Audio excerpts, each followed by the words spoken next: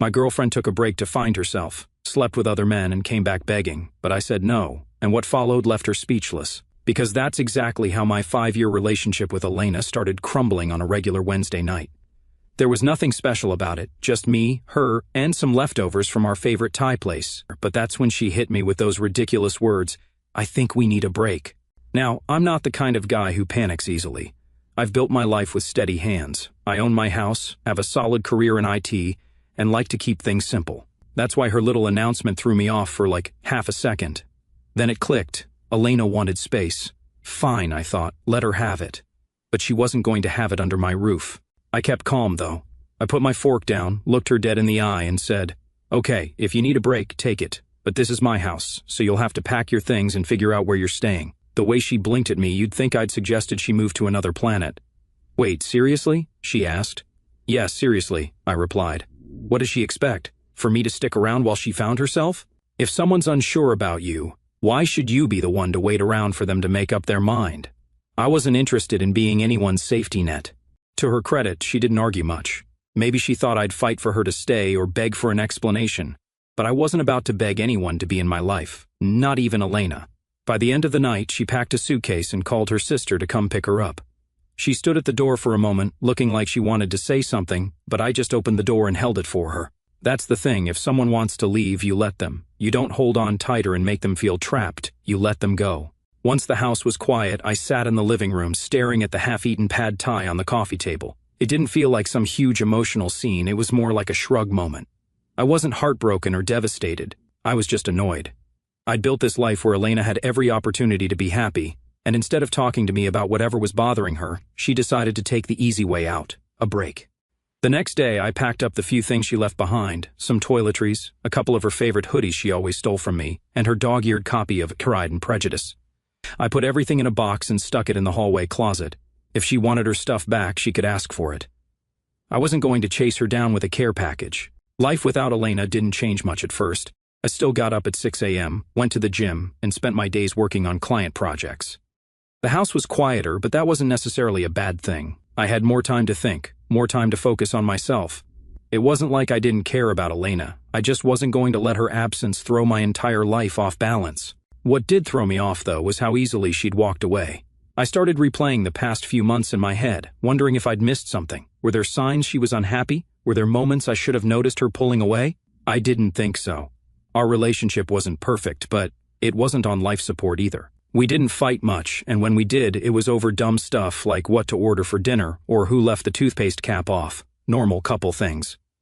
Elena never mentioned feeling stuck before. She never gave me any real warning that she was thinking about taking a step back. She just decided, and that's what annoyed me the most. Relationships are supposed to be partnerships. You don't just decide unilaterally to hit pause. You talk, you figure it out together. But she didn't give me that chance. She made her decision and expected me to sit around twiddling my thumbs until she was ready to come back. No thanks. Over the next few days, I started hearing from friends and family who'd caught wind of what happened. My sister called me first. "She left? Just like that?" she asked, sounding more shocked than I felt. I gave her the short version of the story, and she was quick to reassure me that I'd made the right call by not begging Elena to stay. "Don't let her walk all over you," she said. "If she doesn't know what she has, that's on her." Then there was Alex, my best friend and unofficial therapist. He swung by the house a couple of nights later to check on me. He wasn't one for pep talks, but he did point out the obvious, "You dodged a bullet, man." If she's this indecisive now, imagine how she'd act in a real crisis. That stuck with me. If Elena couldn't handle the everyday ups and downs of a relationship, what would have happened when life got tough? What if we'd been married? What if there were kids involved? It was better to find out now before things got any more complicated. By the end of the week, I felt like I'd made peace with the whole situation. If Elena wanted her break, she could have it. I wasn't going to chase after her or waste my time wondering what she was up to. That's the thing about people who say they need space, half the time. It's not about finding themselves, it's about finding out if the grass is greener somewhere else. And if they think they can come back to you once they're done looking, they're dead wrong. I knew I deserved better than that, and I wasn't about to settle for someone who didn't see my worth. So, I kept moving forward, confident that I'd made the right choice, and honestly, it felt pretty damn good. It didn't take long for people to start talking. When someone moves out, especially when you live in a close-knit neighborhood and share a lot of mutual friends, the whispers spread fast. I wasn't the type to go around announcing, Hey, Elena wanted a break, so she's gone now, but apparently she didn't have the same level of discretion. At first, it was just small things. A friend of mine, Jordan, texted me about a week after Elena left. Hey man, hope you're doing okay. I ran into Elena at the dock last night. She seemed different. What was that supposed to mean? I didn't reply right away because I didn't feel like unpacking the subtlety. I didn't ask Jordan for more details either. Let her be different.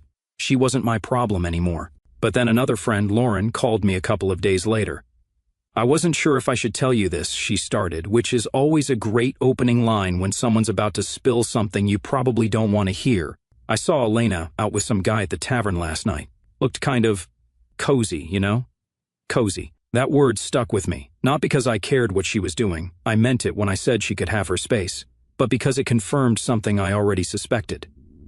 This break wasn't about self-discovery or whatever she claimed. It was about seeing what else was out there, and clearly she wasn't wasting any time. I thanked Lauren, told her I appreciated the heads up, and hung up.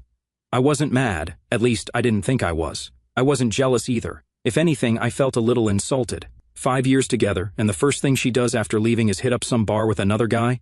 It wasn't even about me wanting her back. It was about basic respect. The whispers didn't stop there. Over the next week, more people started chiming in with their unsolicited updates. My neighbor, Janice, caught me outside while I was mowing the lawn. Hey Noah, she said, leaning over the fence like she had a juicy piece of gossip to share. I saw Elena out jogging with some guy yesterday morning. He's new, right? I haven't seen him around before. I just shrugged. Probably, I said. Doesn't really matter to me. Janice gave me this look, like she couldn't tell if I was genuinely unbothered or just pretending to be. But that was the truth. It didn't matter. If Elena wanted to jog around with random guys or play the field, that was on her. I had better things to worry about, like keeping my lawn in check and focusing on my own life. The funny thing was, I wasn't even trying to find out what Elena was up to. People just kept telling me. It's like when someone tells you not to think about something, and suddenly it's all you can think about. I didn't ask for these updates, but they kept landing in my lap anyway. The most telling sign, though, came from Elena herself, or rather, her social media. I wasn't stalking her, let's get that straight, but one night, I opened Instagram to check something, and her profile popped up in my feed. You know how the algorithm works? It shows you what it thinks you want to see. Apparently, it thought I wanted to see Elena's stories. There she was, laughing in the background of someone else's photo, sitting across from a guy I didn't recognize. He had that try-hard look, fitted shirt, perfect stubble. The kind of guy who probably spends more time taking selfies than actually enjoying life. They were at some trendy restaurant downtown, one of those places Elena always wanted us to go but never bothered to actually plan. Seeing her there smiling like she didn't have a care in the world made me shake my head. It wasn't that I felt hurt, I didn't, but it was disappointing in a way I didn't expect. After these years together, I'd have thought she'd take at least a little time to reflect or, I don't know, show some respect for what we had. Instead, she was out there acting like a single woman who'd never been in a relationship. It was like I didn't exist. I closed Instagram and didn't look at her profile again after that. I didn't need to. Whatever she was doing, she could keep doing it. I had no interest in being part of her audience. One thing that did bug me, though, was how she framed the situation to people. A mutual friend, Rachel, called me one evening. So, Elena told me you two are taking a break, she said, her voice laced with skepticism. But she made it sound like it was a fardiurant idea. My idea? That made me laugh. Rachel, I don't know what she told you, but let's be clear, Elena asked for the break, not me.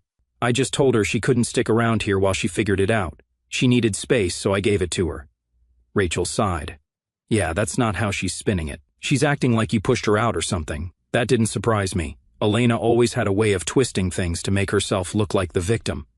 I wasn't going to waste my energy correcting her narrative, though. If people wanted to believe her version of events, fine. The people who mattered knew the truth, and that was enough for me. The most ironic part of all this? The more I heard about Elena's escapades, the more confident I felt in my decision to let her go. She wasn't the person I thought she was, or maybe she was, and I just hadn't been paying attention. Either way, I didn't feel like I'd lost anything. If anything, I felt like I dodged a long-term headache. Every time someone told me about another guy she was spotted with, I just nodded and moved on. It became a joke between me and Alex. Man, she's going through them like a buffet, he said one night. I laughed because it wasn't far from the truth. Elena wasn't finding herself, she was just trying to fill whatever void she felt with attention from random guys. And that wasn't my problem anymore. By the end of the second week, the whispers started to die down. Maybe people got tired of keeping me updated. Or maybe Elena's antics weren't as interesting anymore. Either way, I felt a sense of relief. I didn't need to hear about her life, I was too busy living mine. Here's the thing, when someone shows you who they are, believe them. Elena showed me she wasn't serious about us. She wanted to see what else was out there, and I wasn't about to stop her, but I wasn't going to wait around for her either. I had my house, my life, and my dignity, and that was worth more than any relationship with someone who didn't know what they wanted. 3 weeks after Elena left, I got a text from her out of nowhere. Just 4 words, "Can we meet up?" No hello, no how are you, just straight to the point. Honestly, I laughed when I saw it. After everything, and now, she wanted to talk? I wasn't about to jump at the chance to sit down and rehash whatever nonsense was going on in her head, but I'm not one to leave things unresolved either. So, I replied, "When and where?" She suggested the park we used to go to all the time, this little spot downtown where we'd sit for hours, pretending life wasn't as hectic as it was. I agreed, mostly because I wanted to see what excuse she'd try to pull out of her hat this time. Part of me already knew this wasn't going to be an apology. It would be some half-baked attempt to justify herself. The day of the meeting, I showed up 10 minutes early, not because I was eager, but because I didn't want to give her the satisfaction of arriving first and feeling like she had the upper hand. I grabbed my coffee on the way and sat at a bench near the big fountain, sipping slowly as I waited. When she arrived, I noticed 2 things. First, she looked like she'd been overthinking everything. Hair tied up, no makeup, wearing that oversized sweater she always reached for when she felt guilty about something. Second, she looked smaller somehow, not physically, but in a way that made it clear she wasn't as confident as she'd been when she walked out of my house 3 weeks ago. She spotted me, waved awkwardly, and made her way over. I didn't stand up. I just leaned back in my chair and nodded. If she wanted to talk, she could do the work. I wasn't about to make this easy for her. "Thanks for meeting me," she started, sitting down. I didn't reply. I just raised an eyebrow and waited for her to get to the point. Let her squirm a little. She deserved it. She launched into this long, rambling explanation about how she'd been feeling lost and confused when she asked for the break. She tried to spin it like she was doing me a favor by stepping away to figure herself out. "I didn't want to drag you down while I was sorting through my feelings," she said, avoiding eye contact. That one made me chuckle. Dragging me down? I wasn't the one who needed sorting out. My life was stable. She was the one who couldn't figure out what she wanted. And somehow she'd managed to convince herself that leaving was a selfless act. "I just needed time," she continued, "to see if I could be the best version of myself for us." For us? Like she'd been doing all this soul-searching for no life and benefit? I almost rolled my eyes. When she finally stopped talking, I said, keeping my tone neutral, "How'd that time work out for you?" That threw her off. She blinked a few times, clearly not expecting me to be so blunt. "It's been enlightening," she said hesitantly. "I realized that I was taking you for granted, that I wasn't appreciating everything you bring to the relationship." I didn't say anything, just nodded for her to continue. I wasn't about to help her dig herself out of this hole. "And, she added, her voice getting quieter, "I made some mistakes during the break." Mistakes. That was the word she chose. Not choices or decisions, but mistakes, like everything that happened was some kind of accident. "I heard about your mistakes," I said calmly, not letting any emotion show. "People talk, Elena. I know about the bar, the restaurant, the jogging partner." Her face turned red, and she started stammering. "I didn't mean for it to happen like that. I thought I needed to see if I was missing something." I shook my head. "You weren't missing anything. You had everything you needed, and you threw it away to see if you could find someone better. That's on you." She looked like she wanted to cry, but I didn't care. I wasn't going to comfort her. She was the one who chose to walk out, and now she had to deal with the consequences. "I realize now how much I care about you," she said, her voice shaky. "I want us to work things out. I want to come home." There it was, the big reveal. She wanted to come back, but not because she'd suddenly realized my worth, because the fantasy she'd been chasing didn't live up to her expectations. Maybe the guys she was seeing didn't treat her the way I did. Maybe they weren't as patient or as stable. Whatever the reason, it didn't matter. She wasn't asking to come back because she loved me. She was asking because I was her safe bet. "No," I said simply, leaning back in my chair. She blinked, clearly not expecting that response. "No? That's right," I said. "You wanted a break, and you got it. But you don't get to walk back into my life just because things didn't go the way you thought they would." She tried to argue, to plead her case, but I wasn't interested. I stood up. "Take care of yourself, Elena," I said before leaving. I didn't look back. I didn't wait to see if she'd follow me or call after me. As far as I was concerned, that chapter was closed. She'd made her choices, and now she had to live with them. If there's one thing I've learned from this, it's that you can't let someone treat you like an option. If they don't know your worth, You don't need to stick around waiting for them to figure it out. You move on, and you don't look back. And that's exactly what I plan to do. After that park meeting with Elena, I felt like a weight had been lifted. It wasn't just about turning her down or walking away, it was about reclaiming my own sense of worth. I hadn't realized how much I'd been carrying since she first said she needed a break, but now I was done. No second guessing, no lingering doubts. The first thing I did when I got home was clear out the hallway closet. That box of her stuff, it all went into the trunk of my car. I drove straight to her sister's place and left it on the porch without a word. No text, no note. She could deal with it on her own time. I wasn't about to have her lingering in my space any longer than necessary. Over the next few days, I started settling into a new rhythm.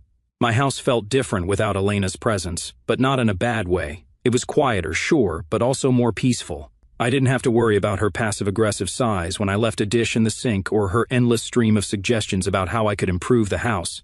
The house was mine again, and I made it a point to make it feel like mine. I rearranged the furniture in the living room, replaced the throw pillows she'd insisted on buying, and even swapped out the shower curtain. Small changes, but they made a big difference. Every little adjustment felt like a step toward reclaiming my space.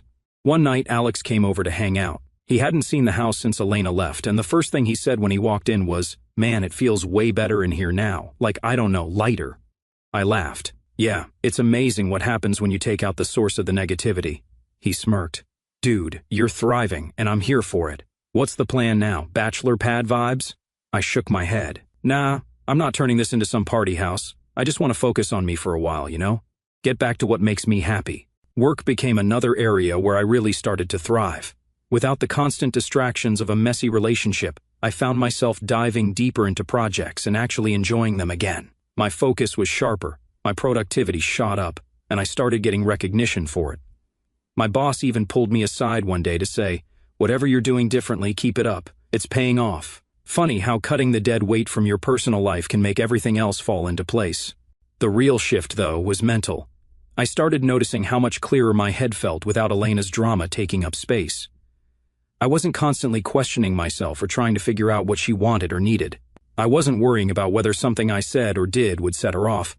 Of course, there were still moments where I thought about her. It wasn't like she'd completely disappeared from my mind, but those moments were fewer and farther between as the weeks went on. When I did think about her, it wasn't with anger or sadness. It was more like indifference. That indifference became even more solidified when mutual friends brought her up in conversation. One friend mentioned seeing her at a party, and all I said was, "Good for her." I didn't ask for details, didn't care to know who she was with or what she was doing. It didn't matter anymore. By the time a month had passed since our last meeting, I felt like a completely different person. Not because I'd changed, but because I'd finally gotten back to being myself, the version of me that didn't have to compromise for someone else's comfort. One of the best parts of this whole journey was realizing how much stronger I was than I'd given myself credit for. When Elena left, I could have let it break me. I could have spiraled, wallowed in self-pity, or tried to win her back, but I didn't. I stood tall, kept moving forward, and built a better life for myself in the process. It wasn't about proving anything to her or to anyone else, for that matter. It was about proving something to myself, and I did. Sometimes the best thing you can do for yourself is let go of what's holding you back, whether it's a toxic relationship, a dead-end situation, or just a mindset that's keeping you stuck. Letting go can be the most liberating thing in the world. For me, that meant saying goodbye to Elena and everything she represented, and it was worth it. Now, standing taller than ever, I can say with complete confidence, I made the right choice. It had been about 6 weeks since Elena and I had any kind of contact. I wasn't checking her social media, I wasn't wondering what she was up to, and I definitely wasn't missing her. To me, that chapter was closed. So when I got a text from a random number saying, "Hey, this is Ryan, can we talk? It's about Elena," I almost didn't respond. Ryan? Who the hell was Ryan? I wasn't interested in any drama, and the idea of getting sucked into Elena's orbit again made me shake my head. But curiosity got the better of me. I texted back a simple, "What do you want?" His response came quickly, "It's better if we talk in person. Can we meet?" I had no idea what this guy wanted, but something about the message felt off. If it were Elena reaching out, I wouldn't have given her the time of day, but this was different. Against my better judgment, I agreed to meet him at a cafe downtown the next day. Worst case, I figured I'd waste 30 minutes of my life. Best case, I'd get some clarity on why this guy thought it was necessary to talk to me. The next afternoon, I walked into the cafe and spotted him right away. He was sitting at a corner table, fidgeting with his cup, early 30s, clean cut, one of those guys who probably spends half his life on LinkedIn. I sat down across from him, not bothering with any small talk. "You Ryan?" I asked, and he nodded, looking more nervous than I expected. "Yeah, thanks for meeting me," he said, shifting in his seat. "I wasn't sure if I should reach out, but I felt like you deserved to know the truth." "The truth?" I leaned back in my chair and crossed my arms. "All right then, what's the truth?" Ryan took a deep breath, like he was gearing up to confess something big. "So, I've been seeing Elena," he started, his eyes glued to the table. Or I was, anyway.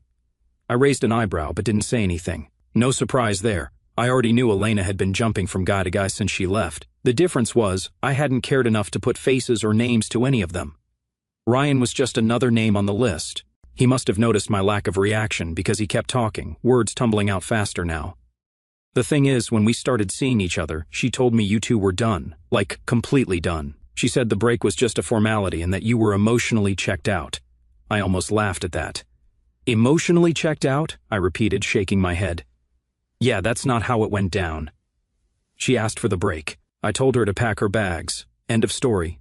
Ryan looked genuinely uncomfortable, which, frankly, I found satisfying. He was starting to realize he'd been played. "She made it sound like you were the one who didn't care," he admitted, like she had no choice but to move on. Classic Elena, twisting the narrative to make herself look like the victim. It didn't surprise me, but it did confirm one thing: she hadn't changed, not even a little. "So why are you telling me this now?" I asked, leaning forward slightly. "What's the point?" Ryan sighed, running a hand through his hair. "Because I started noticing things, little things that didn't add up. She'd mention you in passing, like you were still in the picture somehow. She'd tell stories about your house, about things you used to do together, and it didn't make sense if she was really over you." I didn't say anything, letting him keep digging his own hole. The longer he talked, the more apparent it became that he'd been strung along, just like I had, except I'd woken up to it a lot sooner. "She wasn't honest with either of us," he continued. "She made me think you were the bad guy, but now I see it. She was keeping her options open, playing both sides. And when things between us started falling apart, she started talking about wanting to go back to you." There it was, the real reason he wanted to meet. Ryan wasn't here to clear his conscience. He was here because he'd been burned, and he didn't want to go down alone. "Let me get this straight," I said, my voice calm but firm. "She told you we were done, made you think I didn't care, and then tried to use me as a backup plan when things with you didn't work out?" He nodded, looking sheepish. "Pretty much." I leaned back in my chair and let out a low chuckle. "Sounds like you've had a rough time, man. But here's the thing, I already knew she was like this. That's why she's not in my life anymore." Ryan looked surprised, like he expected me to blow up or feel betrayed. But why would I? Elena had shown me exactly who she was. I didn't need Ryan to validate what I already knew. For a moment, we sat there in silence. Ryan fidgeted with his cup again, clearly unsure of what to say next.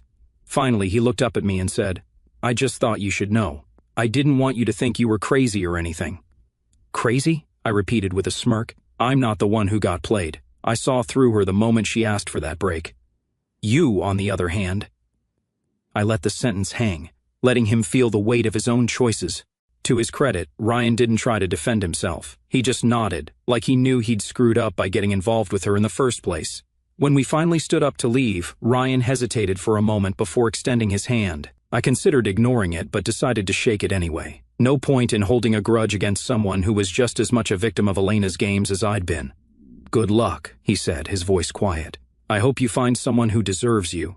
"You too," I replied, though I wasn't sure he'd learned his lesson yet. On the drive home, I couldn't help but laugh at how messy the whole situation had become. Elena thought she could keep both of us on a string, but instead she ended up with neither. It was poetic, really. She'd played herself. After my little chat with Ryan, I was done. Done with Elena, done with her drama, done with everything that even remotely involved her. I'd thought the door had already been closed when I walked out of that park, but meeting Ryan put the final nail in it. The confirmation that she had been stringing both of us along? That was all I needed to wipe my hands clean of her nonsense for good. But of course, Elena wasn't about to let things end quietly. A couple of days later, she texted me again. "Hey, can we please talk? I've been doing a lot of thinking, and I really want us to work this out." I didn't even bother replying. What was there to talk about? She didn't get to come crawling back just because things didn't work out the way she wanted. Silence was the only response she deserved. Ignoring her didn't stop her from trying, though. Over the next week, she sent more texts. Some were apologies, full of self-pity and regret. "I know I messed up. I wish I could take it all back." Others were attempts to guilt me into responding, "I just need closure. Don't I deserve that?" No, she didn't. Closure wasn't something I owed her.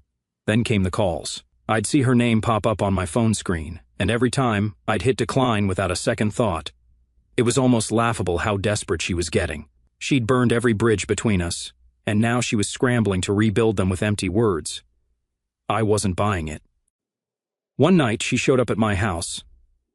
I was in the middle of a woodworking project in the garage when I heard a knock at the door. At first, I thought it was Alex dropping by unannounced, like he sometimes did. But when I opened the door and saw Elena standing there, I sighed. She looked different, not in the "I've been working on myself" kind of way, but in the "I'm not handling this well" kind of way. Her hair was messy, her eyes were red, and she had this pitiful look on her face that might have worked on someone else, but not me. "What do you want, Elena?" I asked, leaning against the doorframe. She hesitated, probably trying to come up with the perfect thing to say, but all that came out was, "I miss you." I almost laughed. Miss me? The guy she thought she could keep on standby while she tested out her little flings? "Yeah, no thanks." "I don't know what you want me to say," I told her. "You made your choice, and I made mine." "I made a mistake," she said quickly, her voice trembling. "I thought I needed something different, but I didn't. I had everything I needed with you, and I was too blind to see it." I crossed my arms and gave her a long, hard look. "You think you can just show up here, say a few nice words, and I'll forget everything you did? That's not how it works, Elena."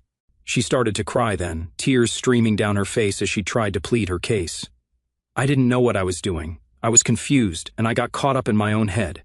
"I'm sorry, Noah, I really am. Can't we just start over?" Her tears didn't move me. They might have worked on Ryan or whatever other guy she'd been messing with, but I wasn't about to fall for it. Starting over wasn't an option. "I'm not interested," I said firmly. "You wanted space, you got it. You wanted to explore other options, you did. Now you're dealing with the consequences of your actions." "That's not my problem." She stood there for a moment, stunned into silence, then tried one last angle. "What about everything we built together? Doesn't that mean anything to you?" "It did," I said, my voice calm but firm. "But I don't hate you. I'm not angry anymore. I'm just not going to let you back into my life just because you realized you made a mistake. You need to move on, Elena. I have." Her face crumpled, and for a moment I thought she was going to argue again. But instead, she just nodded, wiping her tears with the sleeve of her hoodie. "I'm sorry," she said quietly, "for everything." I didn't respond. What was there to say? I closed the door as she walked away, not bothering to watch her go. I felt nothing. No sadness, no anger, no regret, just relief. She was out of my life for good, and that was exactly where she needed to stay. After that night, she didn't try to contact me again. Maybe she finally got the message, or maybe she was too embarrassed to keep trying. Either way, I didn't care. My life was better without her, and I wasn't about to let her back in. I started planning a trip I'd always wanted to take but never had the time for. Life felt full again, not because of anyone else, but because I was building it on my own terms. No games, no drama, just peace. Here's the thing. People like Elena don't change. They might say all the right words, cry all the right tears, but at the end of the day, their actions speak louder. And her actions told me everything I needed to know. She didn't value what we had. She thought she could walk away, try something new, and come back when it suited her. But that's not how life works. Not with me, anyway. I don't regret the time we spent together, but I also don't miss it. That chapter of my life is closed, locked, and the key's been thrown away. If she's smart, she'll learn from this and do better with the next guy. But me? I've already moved on. As for Elena, the first I heard about her downfall came from Janice, my nosy neighbor who had a knack for keeping tabs on everyone in the neighborhood. "Noah," she said, "did you hear about Elena?" I hadn't, of course, because I wasn't going out of my way to keep tabs on her. "What about her?" I asked, more out of politeness than genuine interest. Janice lowered her voice, like she was about to spill state secrets. Apparently she lost her job, something about messing up a big project and getting into it with her boss. I just nodded, not bothering to say much. I wasn't going to gloat about her misfortune, not out loud anyway. Over the next couple of weeks, more stories about Elena started trickling in, each one worse than the last. First, it was the job. Then, I heard through a mutual friend that her living situation wasn't going well either. Turns out, she'd been staying with her sister after our breakup, and things had gotten tense. Her sister apparently got tired of Elena's freeloading and told her she needed to find her own place. From what I gathered, Elena wasn't exactly drowning in options. She'd burned a lot of bridges, and most of the people she'd leaned on in the past weren't interested in helping her anymore. She ended up renting a room in some sketchy apartment across town, far from the cushy life she'd been used to. Inside, I couldn't help but feel a little vindicated. She'd been so eager to walk away from the stability I'd offered her, only to end up sinking her own ship.